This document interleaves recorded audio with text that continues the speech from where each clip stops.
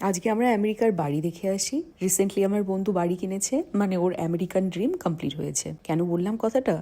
আসলে বাড়ি, ঘর, আত্মীয় স্বজন, পরিবার পরিজন সবাইকে ছেড়ে আমরা এত দূরে অনেকগুলো কারণেই পড়ে থাকি। যার কারণ হলো যেমন জীবিকা, তার থেকেও একটা বড় আকর্ষণ হলো আমরা এখানে নিজের একটা ঠিকানা তৈরি করতে পারবো। অকপটে স্বীকার করতে হবে, আমেরিকার বাড়িগুলো অসাধারণ সুন্দর, মনের মতো খোলামেলা। আপনি এখানে দিগন্ত বিস্তৃত ব্যাকইয়ার্ড, ফ্রন্টিয়ার্ড সবকিছু পেতে পারেন। প্রত্যেক সিজন অনুযায়ী ল্যান্ডস্কেপিং, বাড়ির ডেকোরেশন সব চেঞ্জ করা যায় এখানে। তো আমার বন্ধু রিসেন্টলি বাড়ি কিনেছে, ওর সাথে আমার বেশ কিছু বছরের পরিচয়। ও আমার খুবই ক্লোজ বন্ধু।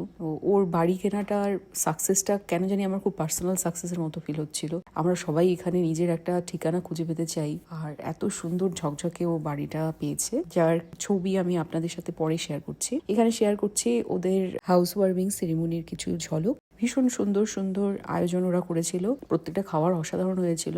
আর ওদের বাড়ির আশপাশে অনেকগুলো বাড়ি তৈরি হচ্ছে, সেটারও আমি ক্লিপ আপনাদের সাথে শেয়ার করলাম।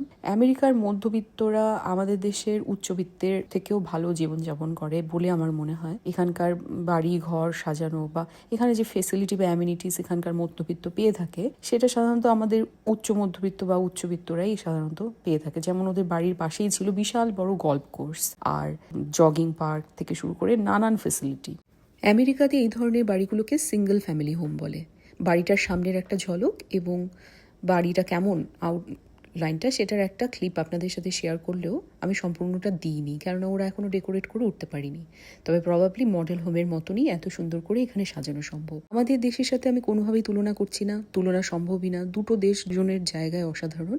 কারো যদি ইচ্ছে হয়ে থাকে যে এই ধরনের বাড়িগুলো সিঙ্গেল ফ্যামিলি হোম কত মূল্য লাগে বা কত মূল্য এখানে, তাহলে তাদের জন্য জানাই ভারতীয় মূল্যে 5 থেকে 6 কোটি টাকা লেগে যায় সিঙ্গেল ফ্যামিলি হোম ভালো পেতে গেলে।